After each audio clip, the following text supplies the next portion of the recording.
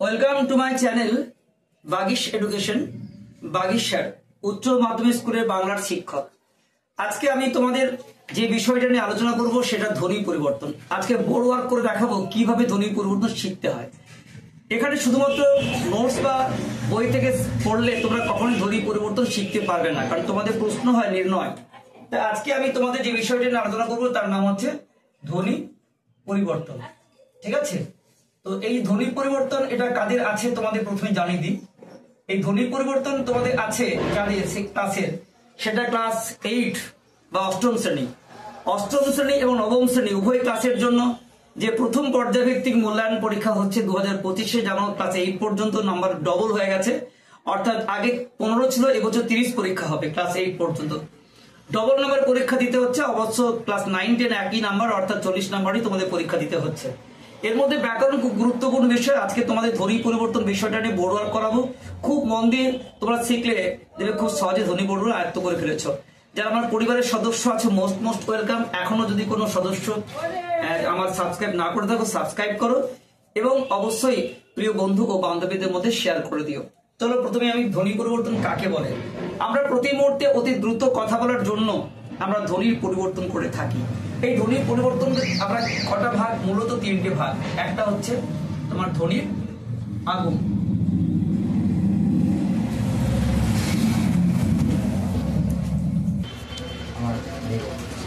যে বিষয় নিয়ে বলছিলাম। ধ্বনি পরিবর্তন আমাদের ক্লাস অষ্টম শ্রেণী এবং নবম শ্রেণী দুটো ক্লাসের যে প্রথম পর্যায়ভিত্তিক মূল্যায়ন প্রশ্ন তোমাদের প্রত্যেক স্কুলে হয়ে গেছে আশা করছি। আর কদিন বাদই পরীক্ষা বসতে চলেছে 2025-এ। এই ধ্বনি পরিবর্তনে যে বিষয়টা শিখতে হবে সেটা হচ্ছে কি, ধ্বনি পরিবর্তন মানে হচ্ছে 3টে দিক আছে। একটা হচ্ছে ধ্বনি, ফার্স্ট দেখো তোমরা ধ্বনি আগম। প্রথমে ধ্বনির আগম এটা দেখতে হবে। ধ্বনি লোপ, ধ্বনি লোপ এবং ধ্বনির রূপান্তর, ধ্বনির রূপান্তর বা পরিবর্তন। এই 3টে দিক দেখলেই তোমার ধ্বনি পরিবর্তন শিখে যাচ্ছ। একদম নিজের মতো করে দেখবে যে ধ্বনি পরিবর্তন 3টে দিক আছে। ধ্বনির আগম, আগম মানে ঢোকা। একদম নিজের ভাষায় বলবে, কোনো শব্দের মধ্যে কোনো ধ্বনির আগম ঘটলেই তাকে ধ্বনির আগম বলা হয়। এই ধ্বনির আগম তোমরা জানো দুটো ভাগ আছে আমাদের, একটা স্বরবর্ণ আর একটা ব্যঞ্জন বর্ণ। ঠিক আছে? স্বরবর্ণ ও ব্যঞ্জন বর্ণ যদি ভাগ হয় তোমরা নিজেরাই করতে পারবে। ধ্বনির আগমের ভাগ হচ্ছে একে স্বরাগম, একে হচ্ছে স্বরাগম। স্বরবর্ণের আগম ঘটলে তাকে কি বলছি? স্বরাগম। কোনো শব্দের মধ্যে কোনো স্বরবর্ণের আগম ঘটলে তাকে বলা হয় স্বরাগম। আর একটা হচ্ছে ব্যঞ্জনাগম। একটা কি বললাম? ব্যঞ্জনাগম। কি বলবে?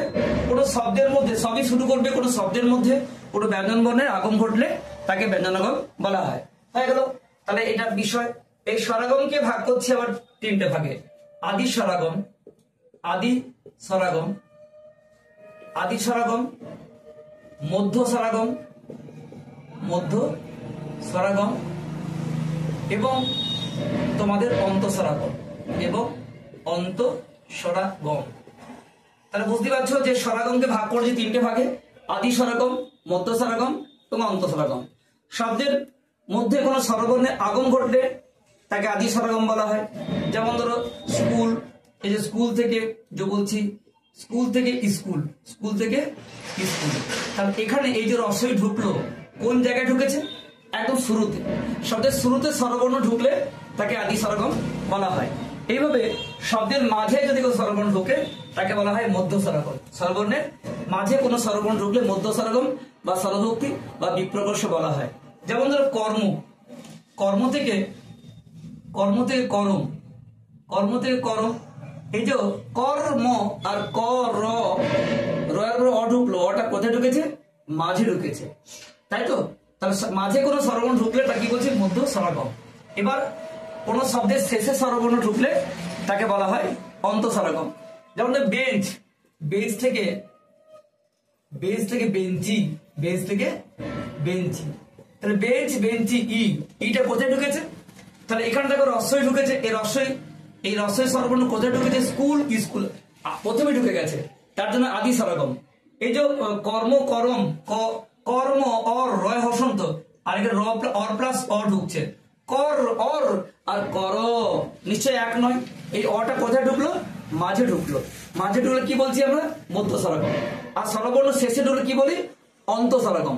বেশ থেকে বেঞ্চি ই স্বরবর্ণ তো কোথায় ঢুকেছে? শেষে, তাই এটা হচ্ছে অন্ত স্বরগম। আশা করি তোমার স্বরগম বুঝতে পেরেছো। হ্যাঁ, শব্দের শুরুতে স্বরবর্ণ ঢুকলে আদি স্বরগম নিজের মতো করে বলবে, শব্দের মাঝে স্বরম ঢুকলে মধ্য স্বরগম, আর শব্দের শেষে স্বরম ঢুকলে অন্ত স্বরগম। তোমাদের যেটা মনে রাখতে হবে সেটা হচ্ছে উদাহরণ, একটা করে উদাহরণ মুখস্থ রাখতে হবে, নাহলে কিন্তু করতে পারবে না। এবার হচ্ছে ব্যঞ্জনাগম।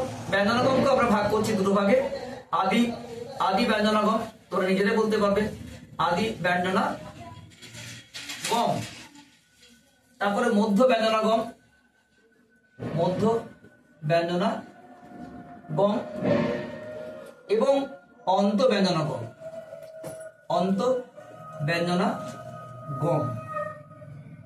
বোঝা গেছে? তাহলে কোন শব্দের শুরুতে ব্যঞ্জন বর্ণ ঢুকলে তাকে বলা হয় আদি ব্যঞ্জনা গম, শব্দের মাঝে ব্যঞ্জন ঢুকলে মধ্য ব্যঞ্জনা গম, শব্দের শেষে ব্যঞ্জন ঢুকলে অন্ত ব্যঞ্জনা গম। তোমরা নিজেদের বই থেকে শুধু একটা করে ভালো উদাহরণ মুখস্থ করে নেবে, সংজ্ঞা লিখতে পারবে।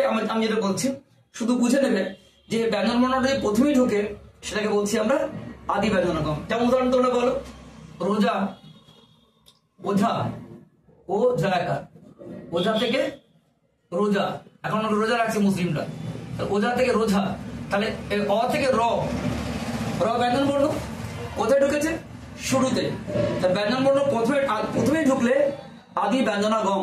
এবার তোমরা বলো মধ্য ব্যঞ্জন কি উদাহরণ দিয়েছি? মাঝে যদি কোনো ব্যঞ্জন ঢুকে মধ্য ব্যঞ্জন, যেমন দেখে বলো মধ্য ব্যঞ্জনাগম কাকে বলছি? মাঝে কোনো ব্যঞ্জন ঢুকলে মধ্য ব্যঞ্জনাগম, আর শেষে ব্যঞ্জন ঢুকলে কি বলবে? অন্ত ব্যঞ্জনাগম। তোমাদের খাতায় লিখিয়েছি, দেখো যে কোথায় ঢুকছে তোমাদের। আগে দেখবে যে তোমাদের কোথায় ঢুকছে। ব্যঞ্জন বর্ণটা যদি প্রথমে ঢুকে সেটাকে কি বলবো? আদি ব্যঞ্জনাগম। ব্যঞ্জন মাঝে ঢুকলে কি বলবে? মধ্য ব্যঞ্জনাগম। তাহলে একটা মধ্য ব্যঞ্জনাগম বলো, তেমনি একটা অন্ত ব্যঞ্জন বলো যেটা লাস্টে ঢুকছে। ব্যঞ্জন শেষে ঢুকলে অন্ত ব্যঞ্জনাগম। তা তোমাদের এই তিনটে ভাগ করা আছে। তাহলে এগুলো ধ্বনির আগম। তাহলে বোঝা গেছে ধ্বনির আগমের মধ্যে ভাগ করেছে স্বরাগম আর ব্যঞ্জনাগম। তাহলে একটা অন্তরঞ্জন বল, অন্তরঞ্জনাগম, মধ্য কি অন্তরা, ঠিক আছে?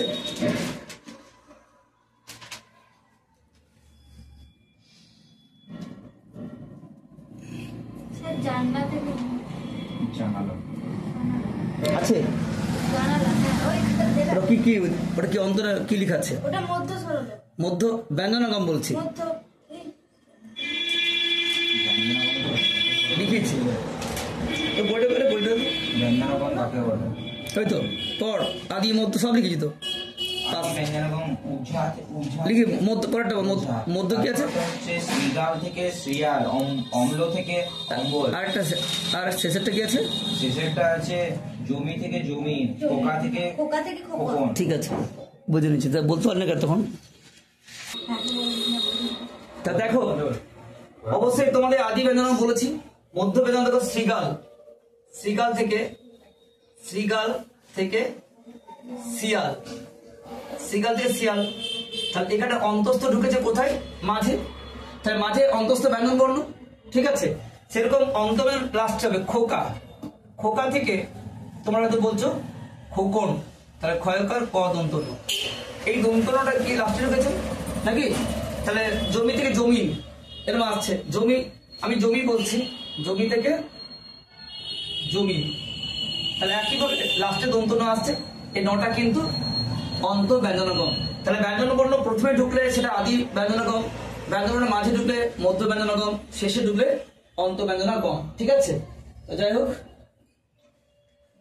তাহলে আশা করি তোমরা ধ্বনির আগম নিয়ে কোনো সমস্যা নেই নাকি? তোমাদের স্বরাগম ব্যঞ্জনাগম দুটোই দেখিয়ে দিলাম, ঠিক আছে? এটা মুছছে, এটা নেক্সট আসছে তোমাদের ধ্বনি লোক।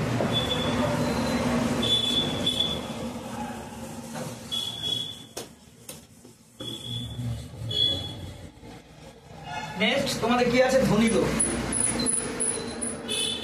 ধ্বনিলোক কাকে বলছি? ধ্বনিলোক হচ্ছে তোমাদের একইভাবে স্বরবর্ণ ব্যঞ্জন বর্ণ দুটো ভাগ আছে। তাহলে আমরা স্বরলোপ আর ব্যঞ্জনলোপ বলতে পারি। একে দুটো ভাগ করি, স্বরলোপ এবং ব্যঞ্জনলোপ। ব্যঞ্জন লোপ খুবই সোজা, আমার মানুষের গুলিয়ে যায় তোমাদের কাছে।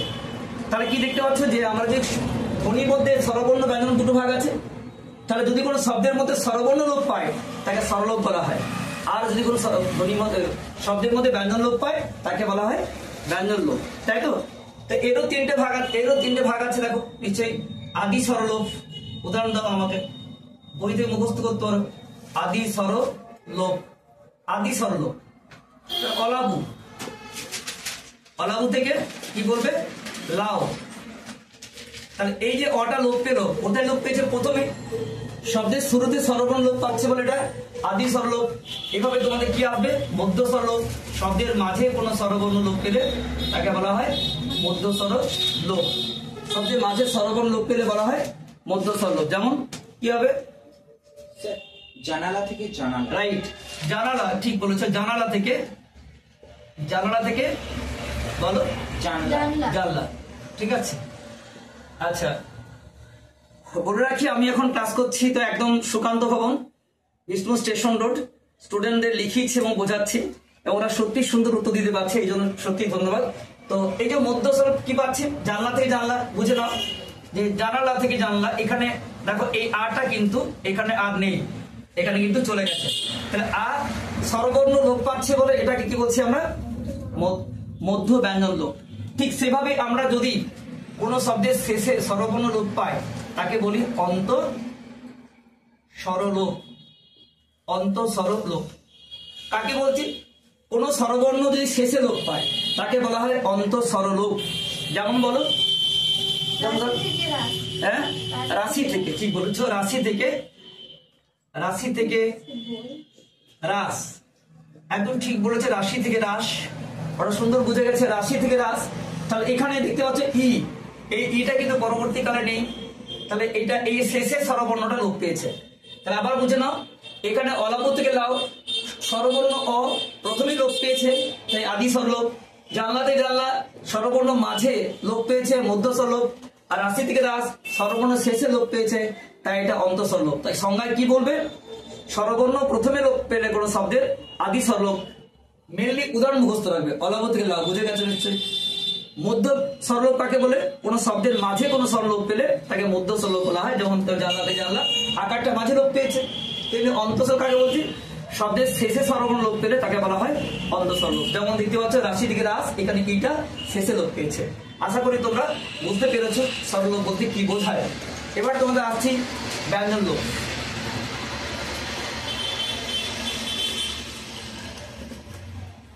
এটা মুছলাম, আসছি আমাদের ব্যঞ্জন লোপ। ব্যঞ্জন লোপের ক্ষেত্রে দেখো, এরা একইভাবে তিনটে ভাগ করবো, তোমরা উদাহরণ বলবে কিন্তু, রেডি থাকো। প্রথমে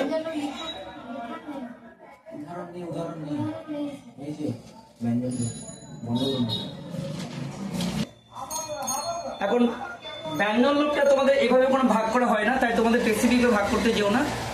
যে কোনো ব্যঞ্জন বর্ণ লোপ পেলে তাই ব্যঞ্জন লোপ বলা হয়। যদি মাঝে হ লোপ পায়, হ ব্যঞ্জন লোপ, অন্তস্থ ব্যঞ্জন লোপ পায়, তাহলে এর কোনো পজিশন আদি মধ্য অঞ্জন ভাগ করতে যেও না, যেমন যেভাবে ভাগ করেছি তোমরা স্বরলোপটাকে, ঠিক আছে? তা আমরা আসছি নেক্সট পরিবর্তন। এই পরিবর্তনের ক্ষেত্রে যে বিষয়গুলো তোমাদের কাছে কাজ করছে সেটা তোমাদের ফার্স্ট দেখতে হবে। এট ফার্স্ট তোমরা আসছি তোমাদের কাছে যে বিষয়গুলো, আমি অন্যান্য বিষয় নিয়ে আসছি পরপর। দেখো,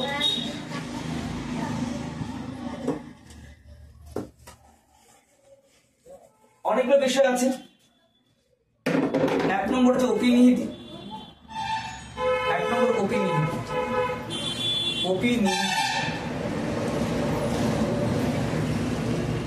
অপিনিহিতি কাকে বলে? অপিনিহিতি শব্দটা কি থেকে এসেছে? তোমাদের একটা গুরুত্বপূর্ণ বিষয় চলে এসেছে অপিনিহিতি। এখান থেকে তোমাদের পরীক্ষার আসার সম্ভাবনা প্রবল, ক্লাস 8 এবং ক্লাস 9। অপিনিহিতি ভালো করে শেখো, খুব শেখার জায়গা। অপিনিহিতি কাকে বলে? এটা এপেনথিসিস থেকে এসেছে, EPEN, epenthesis, THISIS। Suniti Chattopadhyay, আবিষ্কারককে সুনীতি কুমার চট্টোপাধ্যায়। ডিটেলস রাখো, হয়তো তোমরা ব্যাকরণ বই নাও পেতে পারো, তবু বলছি ইনি হচ্ছেন আবিষ্কারক, তিনি রাখো। তাহলে প্রশ্ন হতে পারে, কিন্তু অনেক কোশ্চেন ব্যাংকে প্রশ্ন আছে যে আবিষ্কারক কে।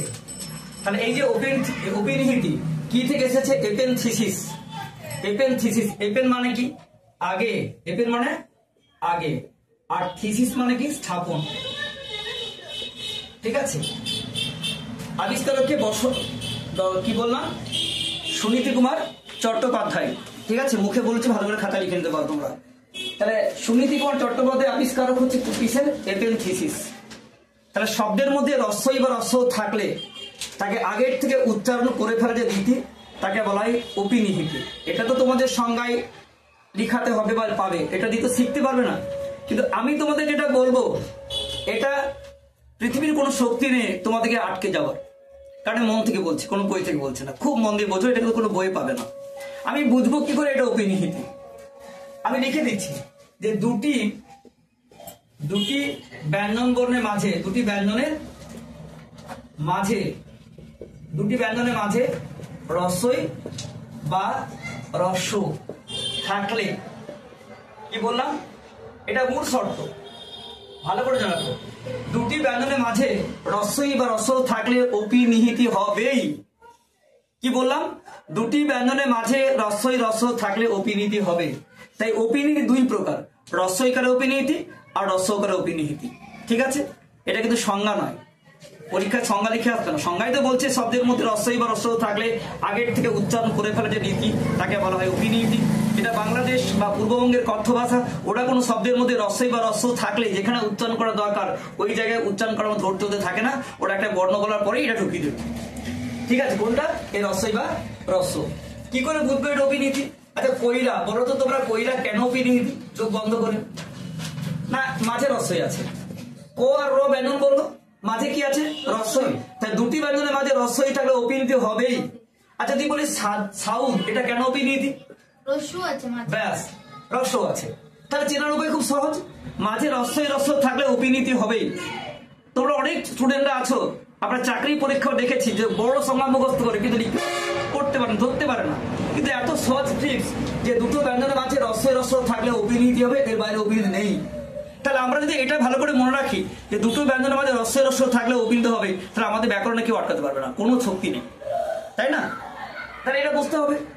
এবং এটার দুটো স্তর আছে, সাধু ভাষা থেকে উৎপত্তি হয়েছে।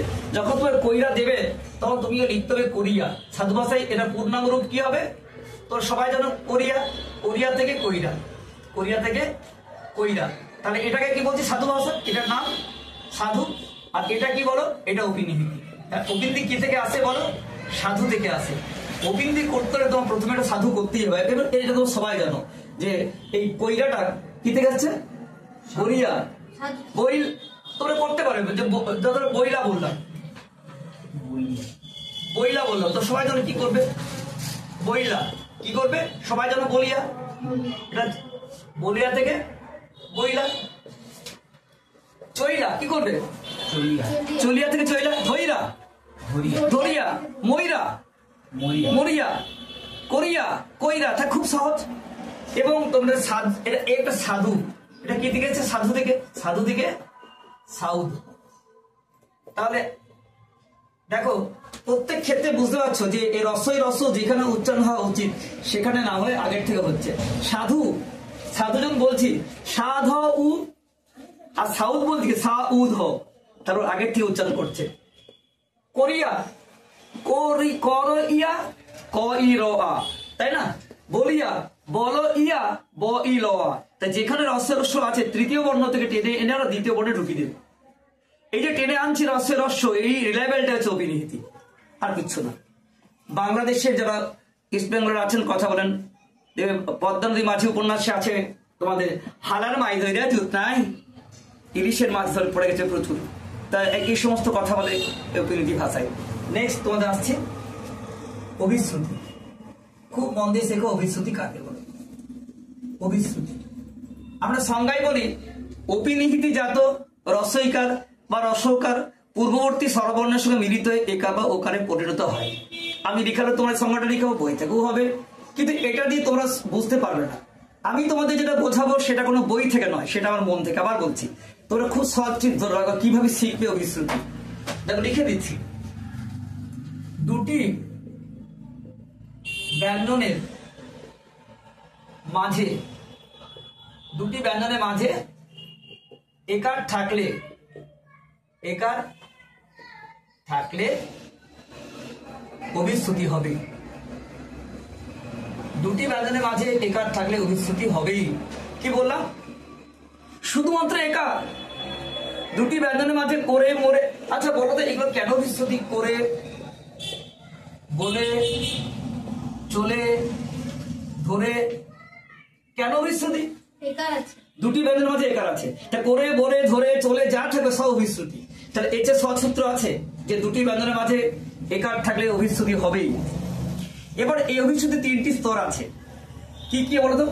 এক নম্বরে তোমার এটা করতে হবে, ফার্স্টে সাধু ভাগ, প্রথমে সাধু, একে সাধু। দু নম্বরে অপিনিহিতি, দু নম্বরে করতে হবে অপিনিহিতি আনতে হবে। তারপরে তোমার আনতে হবে অভিশ্রুতি। একবারে কিন্তু আনা যায় না। তার কটা স্তর আছে বলো? তিনটে। একে সাধু, দুই অপিনিহিতি, তিনে অভিশ্রুতি। তাহলে অপিনিহিতি দুটো স্তর, সাধু, অপিনিহিতি। কিন্তু অভিশ্রুতি তিনটে স্তর। কি কি? সাধু, অপিনিহিতি, অভিশ্রুতি। তাহলে করেকে সাধু ভাষায় কি বলবে তোমরা? করিয়া। করেটাকে করিয়া। এটা অপিনিহিতি করো কইরা, তার থেকে অভিশ্রুতি করো করে। তাহলে বোঝা গেল অভিশ্রুতি কটি স্তর? তিনটি। সাধু, অপিনিহিতি, অভিশ্রুতি। সবসময় মনে অভিশ্রুতির দুটো স্তর হয় না। কটা স্তর? তিনটে। কি কি? সাধু, অপিনিহিতি, অভিশ্রুতি। বোঝা গেছে? এই তিনটে স্তর হতেই হবে।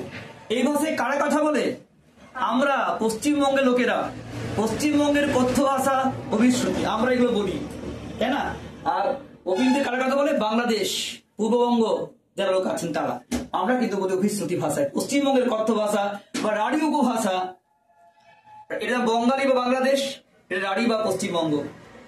রাঢ়ী উপভাষা বা পশ্চিমবঙ্গের কথ্য ভাষা, বঙ্গালী উপভাষা বা বাংলাদেশের ভাষা। ওকে, তাহলে বুঝতে পেরেছ? বাকিরা নিজেরা করো, বলে আছে কি করবে? বলিয়া। এটা অপিনিহিতি, এটা সাধু করলাম, অপিনিহিতি বইলা। আর অভিশ্রুতি কি হবে? বলে। ঠিক আছে? আচ্ছা, চলিয়া গ্রেটার দেন চইলা, গ্রেটার দেন চলে। ঠিক আছে? তেমনি ধরে আছে, কি লিখবে? ধরিয়া, গ্রেটার দেন ধইরা, গ্রেটার দেন ধরে। তোমরা কি পার্থক্য করবে? অপিনিহিতি দুটো স্তর, সাধু, অপিনিহিতি। অভিশ্রুতির তিনটে স্তর, সাধু, অপিনিহিতি, অভিশ্রুতি। অপিনিহিতি কথা বলে বঙ্গালী উপভাষা বা বাংলাদেশ, অভিশ্রুতি কথা বলে রাঢ়ী উপভাষা বা পশ্চিমবঙ্গের কথ্য ভাষা। উপভাষা রাঢ়ী আর কথ্য ভাষা পশ্চিমবঙ্গ, উপভাষা বঙ্গালী আর বাংলাদেশ। আশা করি বুঝতে পেরেছ এই দুটো বিষয়ের পার্থক্য কি আছে। কিন্তু আমরা এই স্তরগুলো বুঝতে পারি না, উল্টা পাল্টা দিয়ে চলে আসি। অভিশ্রুতি হলে তিনটা স্তর হতেই হবে। তার দুটি ব্যঞ্জনের মাঝে একার থাকলে কি হয়? উড়ি আসে, অভিশ্রুতি। আর দুটো ব্যঞ্জনের রস্যের সাথে কি হয়? অপিনিহিতি। আশা করি তোমরা এটা বুঝতে পেরেছ।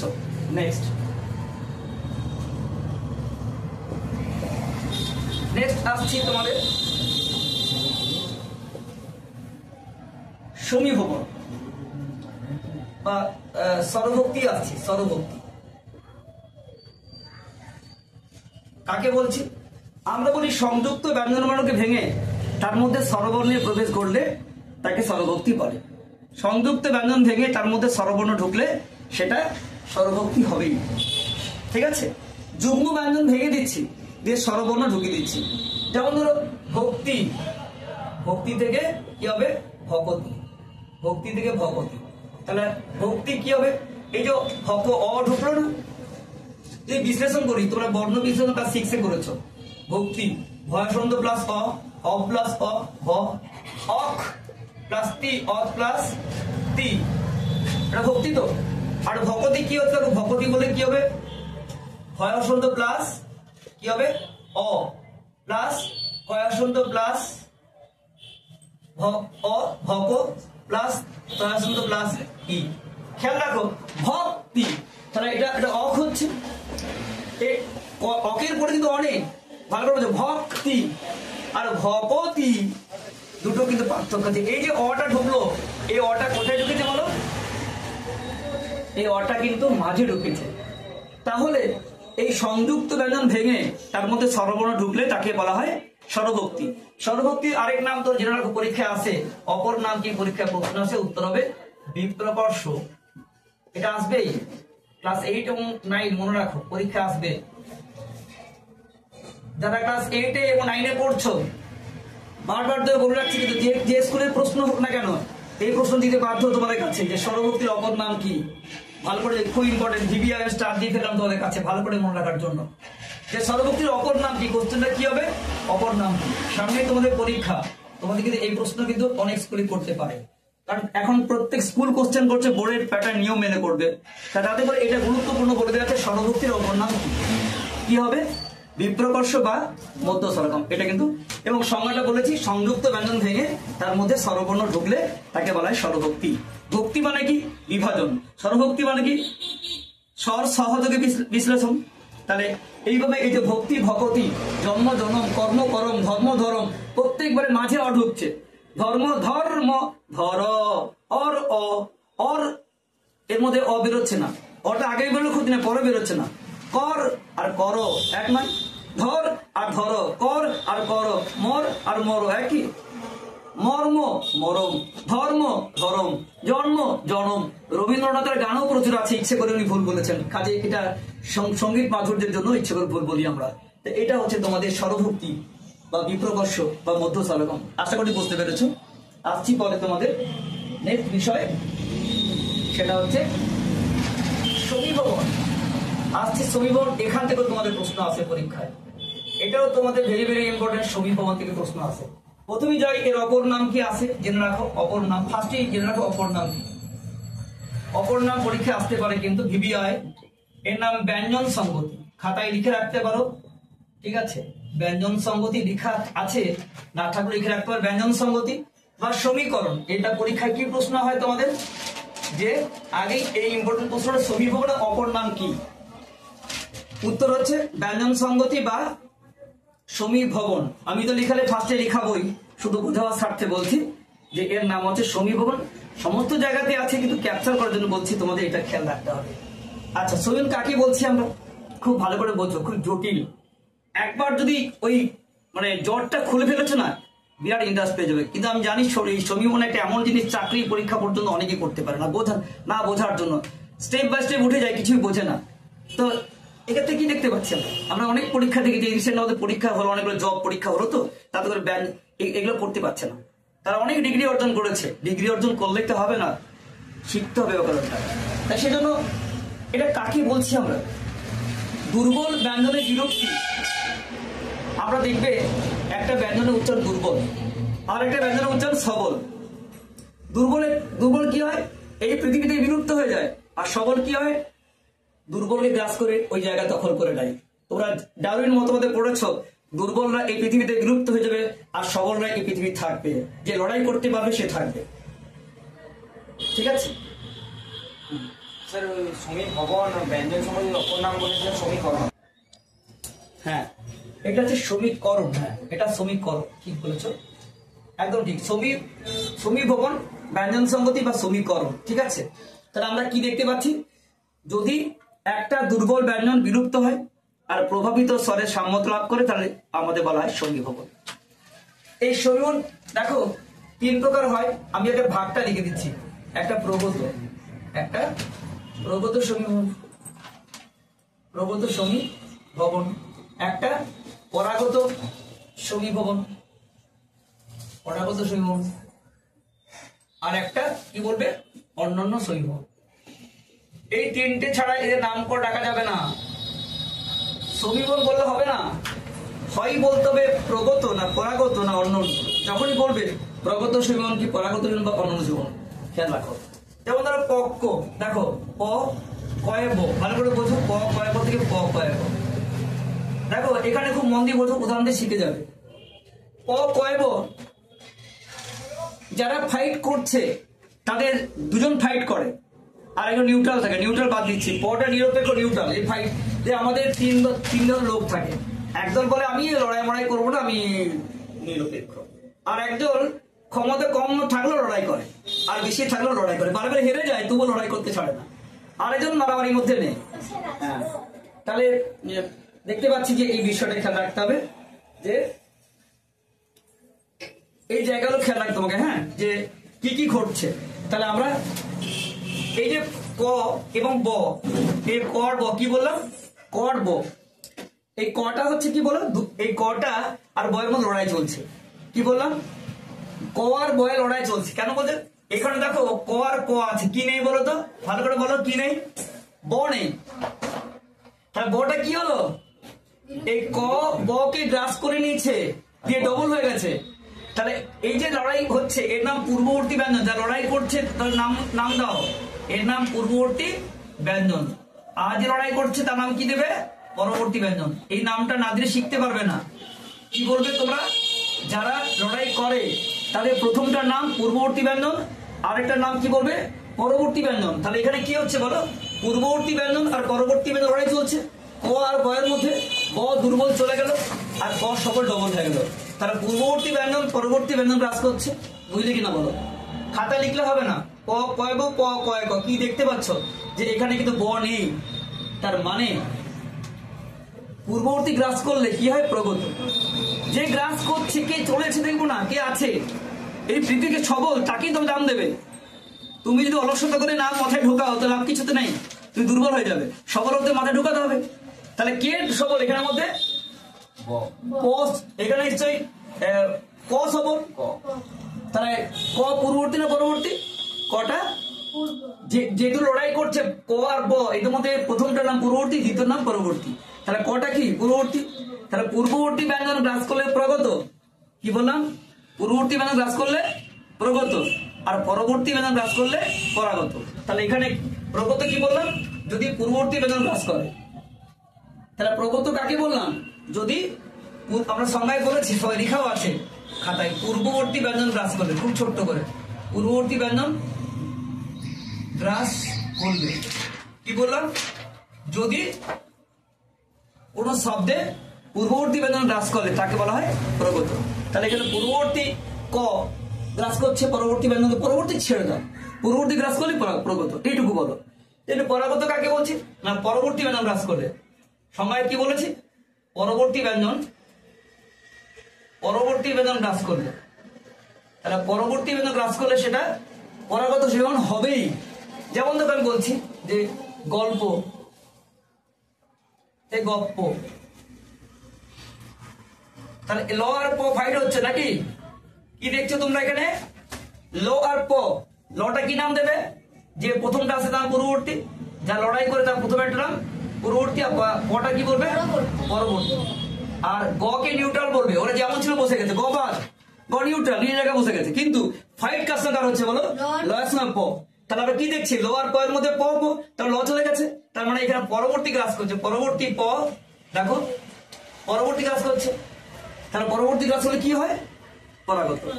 আগেরটা কি হয়েছিল, পূর্ববর্তী ক গ্রাস করেছিল, পূর্ববর্তী ক গ্রাস করেছে, তাই এটাকে হচ্ছিল ক ব কে গ্রাস করে ক ক হয়ে গেল। এখানে পরবর্তী দেখো প, প কি করছে, এই লটাকে গ্রাস করছে, তাহলে পরবর্তী গ্রাস করছে বলে এর নাম পরাগত। তাহলে সবাই ঠোঁটস্থ করো যে পূর্ববর্তী ব্যঞ্জন গ্রাস করলে প্রগত, পরবর্তী গ্রাস করলে পরাগত। আর যদি দুটো খুব মন দিয়ে বুঝো, শেষ পর্যায়ে ক্লাস 8 এবং 9 ভীষণ গুরুত্বপূর্ণ। যদি এটা সব ক্লাসেই শেখা যায়, ক্লাস 5 থেকেই শেখা যায়, কিন্তু তোমাদের 8 এবং 9 এর পরীক্ষায় প্রশ্ন আসছে এই পরীক্ষাতে। তাহলে অন্যান্য শ্রেণী কাকে বলছি আমরা, দেখো অন্যান্য হচ্ছে এটাই যে যদি দুটো ব্যঞ্জনই দুর্বল হয়, দুটো লোপ পেয়ে যাবে, ওই দুটো জায়গাতে বাইরের থেকে এসে গ্রাস করবে।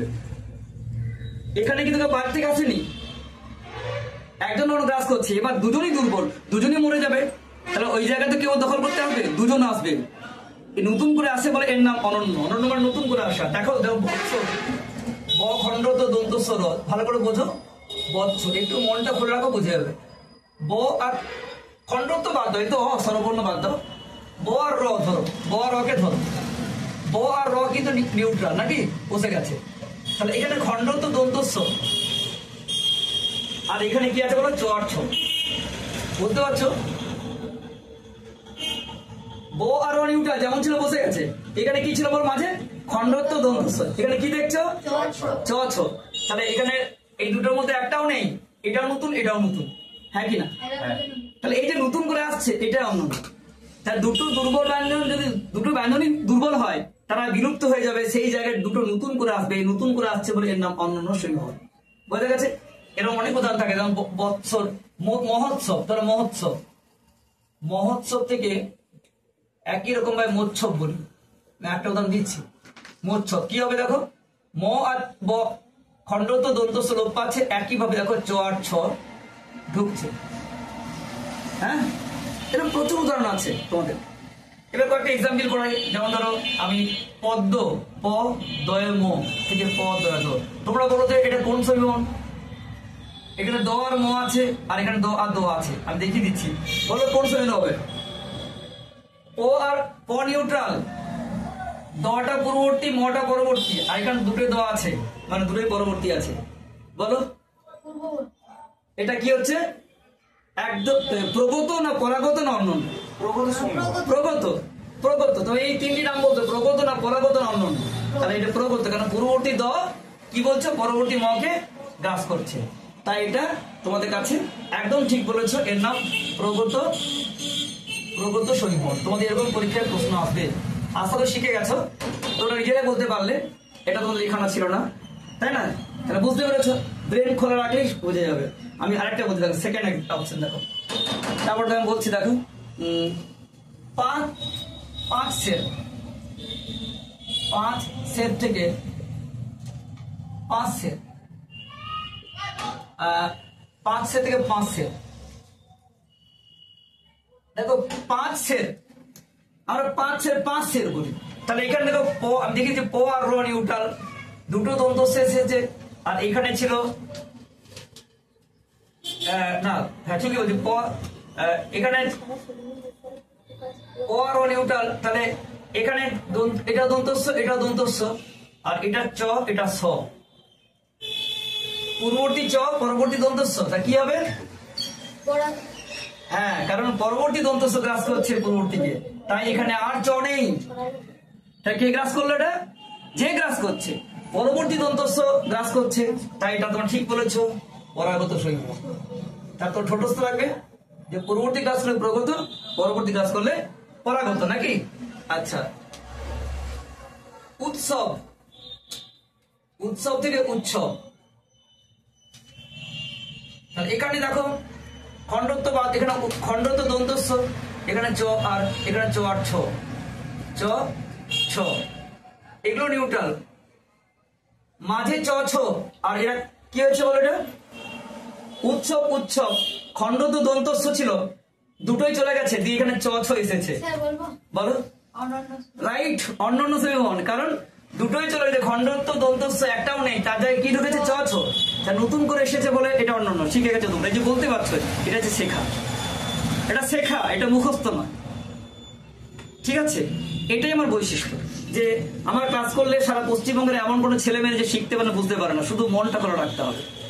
হাজার হাজার ছেলে মেয়ে কিন্তু মাধ্যমিক উচ্চ মাধ্যমিকে সব জায়গায় কিন্তু সবাই কমন পায়নি, কিন্তু আমার প্রশ্ন কমন এসেছে, এবং গ্রামার তারা নিখুঁত করে এসছে, তারা প্রচুর ফোন পেয়েছে। আমরা, তোমরাও প্রথম থেকে নির্ভুল হয়ে থাকো, তোমরাও এই ইউটিউবে ক্লাসগুলো করো, যেমন করছো করো, তার সঙ্গে এই ক্লাসগুলো করো, দেখবে তোমরা কিন্তু খুব সহজেই কাজে লাগাও তোমার সোশ্যাল মিডিয়াকে, দেখবে খুব সহজে শিখতে বাড়িতে বসেই।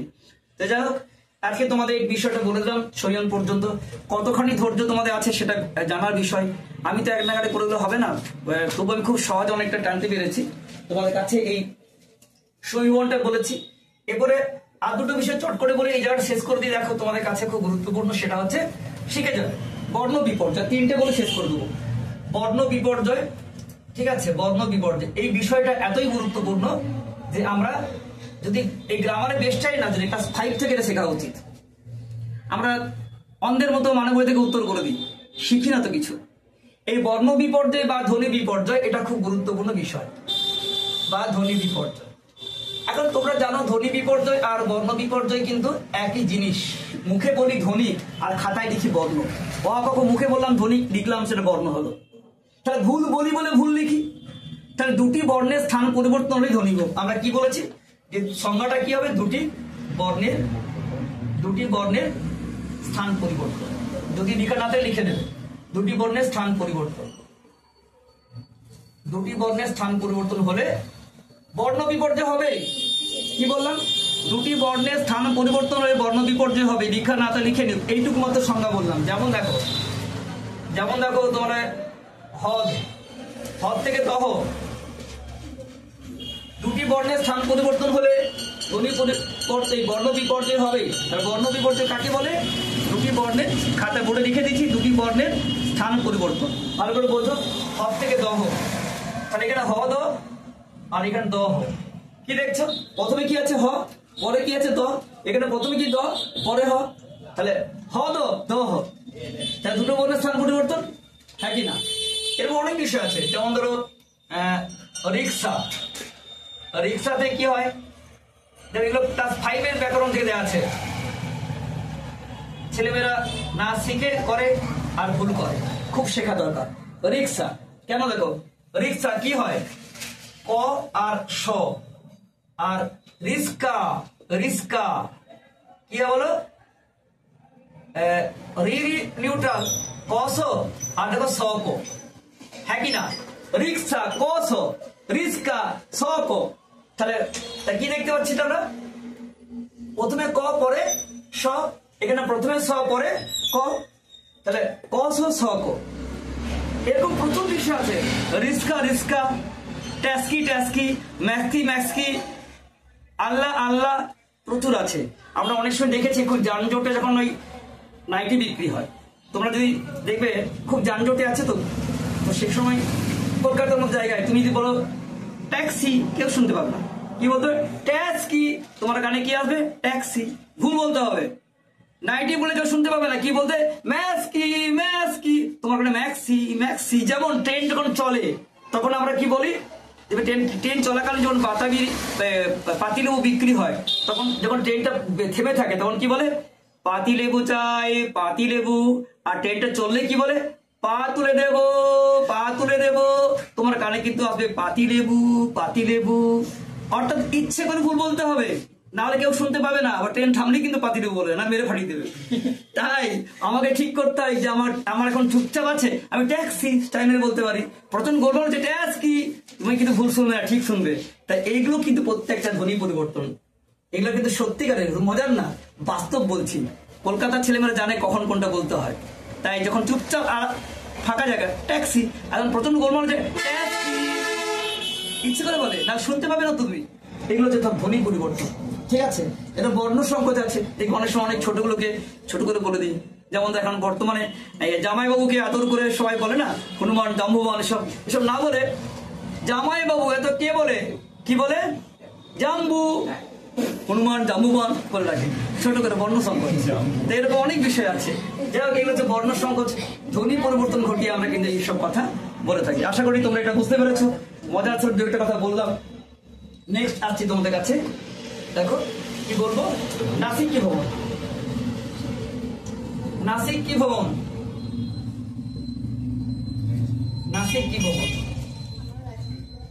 শেষ পর্যায়ে চলে এসেছি। যদি ধৈর্য রাখতে পেরেছো তোমরা একদম শেখার চরম পর্যায়ে চলে এসেছো। নাসিক কেমন কাকে বলে? বর্গীয় পঞ্চম বর্ণ। দেখো প্রিয় স্টুডেন্টরা, খাতা ভর্তি করে লাভ নেই, আর বইয়ে থেকেও লাভ নেই। যদি সেটা মগজে ঢোকাতে না পারো তো কিছু লাভ নেই। আমি প্রচুর লিখিয়ে দিলাম, মনে হবে ক্লান্তি বোধ করবে, কিন্তু তোমরা যদি করতে পারো তখন দেখবে মজা লাগছে। তা আজকে আমরা এই যে বর্গীয় পঞ্চম বর্ণ বলছি, কি কি আগে শিখতে হবে? মো, ইয়, দন্তন্য, মূর্ধন্য, ম। বর্গীয় পঞ্চম বর্ণ কি কি? ও, ইয়, দন্তন্য, মূর্ধন্য, ম। এই পাঁচটা লোপ পেয়ে, এই পাঁচটা কি বললাম? লোপ পেয়ে কি করবে? পূর্ববর্তী ব্যঞ্জনকে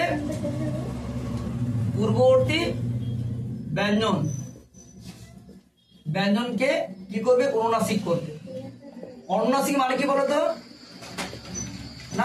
নাকের মধ্যে, নাক জানো তো, নাকের সুরে কথা বলে। তাহলে ও, ইয়, দন্তন্য, মূর্ধন্য, ম লোপ পাবে।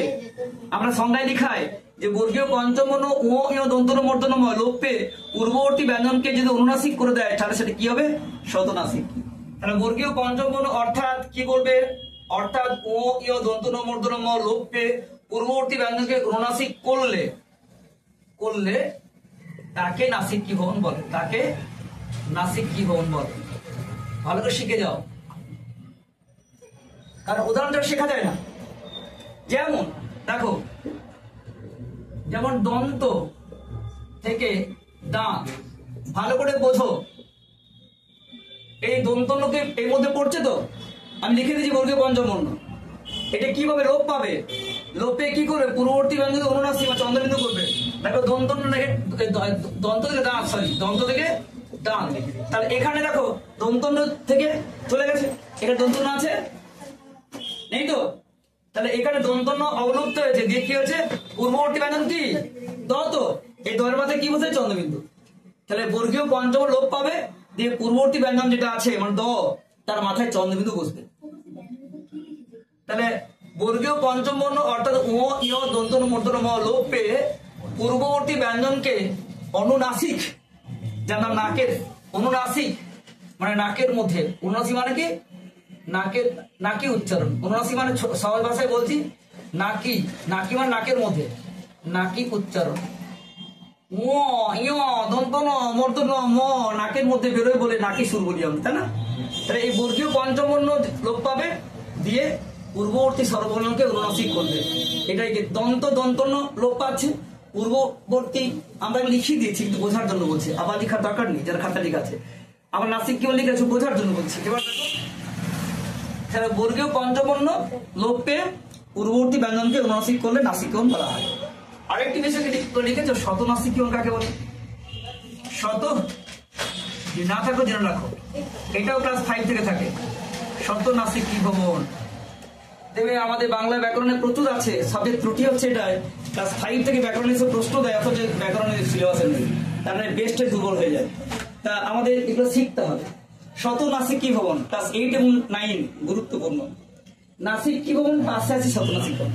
তাহলে বর্গীয় পঞ্চম বর্ণ ছাড়াই আমরা সংজ্ঞায় লিখেছি যে বর্গীয় পঞ্চম বর্ণ ছাড়াই শব্দ, কোন শব্দ অনুনাসিক হলে, অনুনাসিক হলে তাকে কি বলি, তাকে নাসিক কেমন, তাকে ওই শত নাসিক কেমন, তাকে শত, শত বারোটা ঠিক করে রাখবে বলে।